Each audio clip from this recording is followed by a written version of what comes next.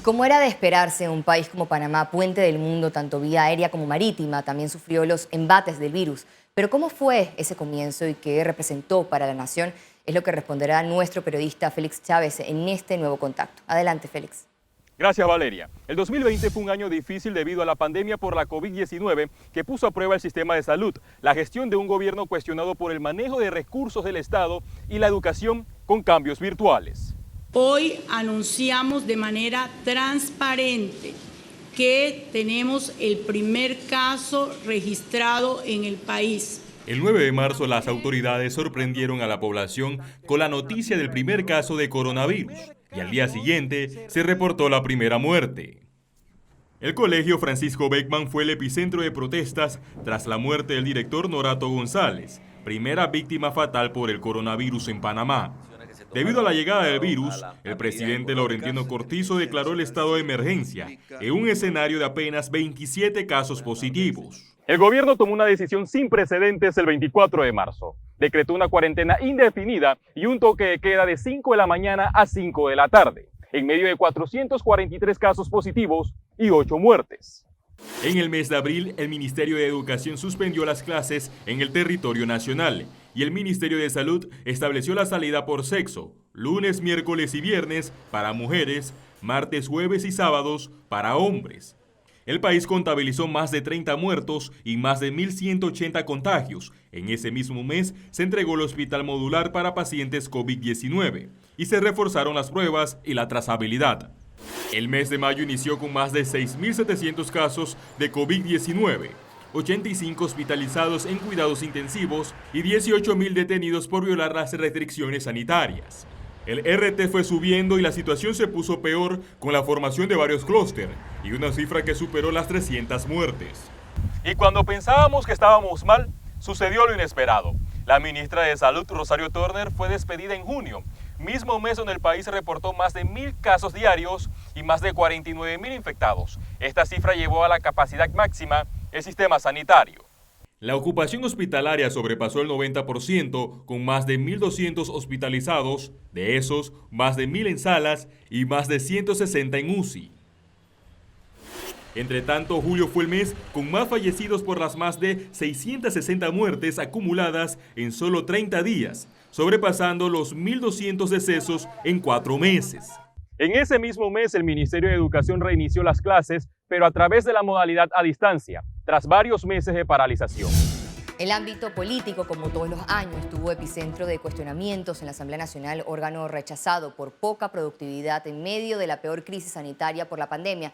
Para este resumen, volvemos a establecer contacto con nuestro periodista Félix Chávez. Adelante, Félix.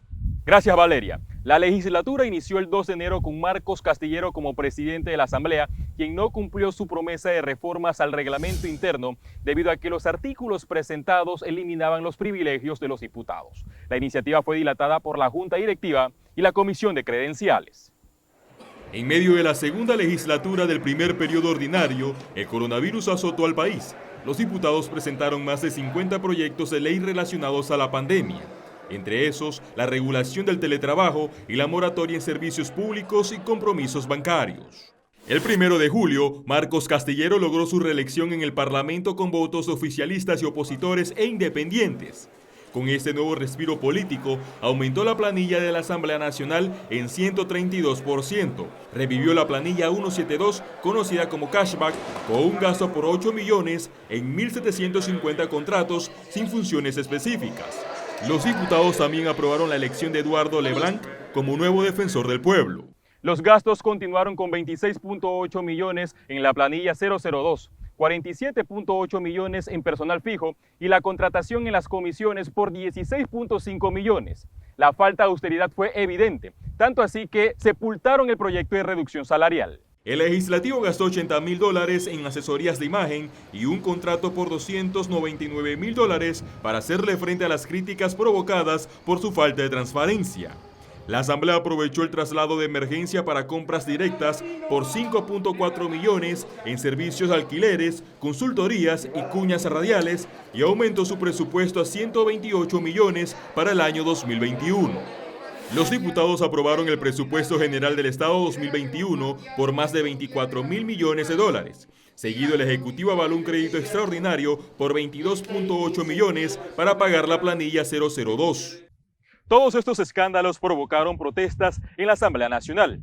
Y como cereza del pastel, el presidente Laurentino Cortizo sancionó 2 proyectos impulsados por el diputado Benicio Robinson: la creación de 10 nuevos corregimientos en Bocas del Toro y la comarca Nazo-Tigerdí. En el segundo semestre, el coronavirus siguió desestabilizando el sistema de salud en Panamá, luego de una cuarentena absoluta que logró frenar la tendencia de contagios momentáneamente. El Ministerio de Salud en conferencia de prensa reportó el sábado 1 de agosto 1.127 nuevos casos de COVID-19, más de 66.000 acumulados y 28 muertes. Esto dio inicio a una meseta y 2 olas de casos. La curva de casos de los primeros 12 días de agosto acumuló 12.221 contagios y 282 fallecidos. Un aspecto importante fue la recuperación de más de 12.000 pacientes. En ese mismo mes, el gobierno reestructuró el centro de convenciones Figali con camas COVID-19.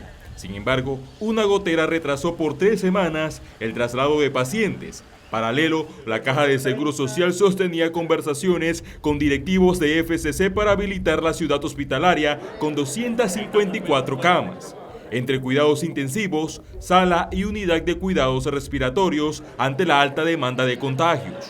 En septiembre, la cifra de casos cerró por arriba de 110.000 contagios, más de 2.300 muertes, una letalidad de 2.1%, más de 800 hospitalizados, entre 699 en sala y 108 en cuidados intensivos. Octubre abrió paso a la tendencia diaria de 776 personas recuperadas, con 35% en reducción de defunciones, que totalizó de marzo a ese mes más de 500.000 de pruebas COVID-19. En noviembre, las cifras regresaron a los 1.000 casos por día y para diciembre, Panamá alcanzó récord de más de 16.000 pruebas en 24 horas con más de 2.800 contagios. Además, el centro de pruebas COVID-19 en los autos rápidos estuvieron abarrotados de lunes a viernes en la ciudad capital. El año 2020 fue muy difícil porque se puso a prueba el sistema de salud, que registró colapsos en camas en hospitales públicos y privados, con más de 3.000 muertes y más de 200.000 casos acumulados.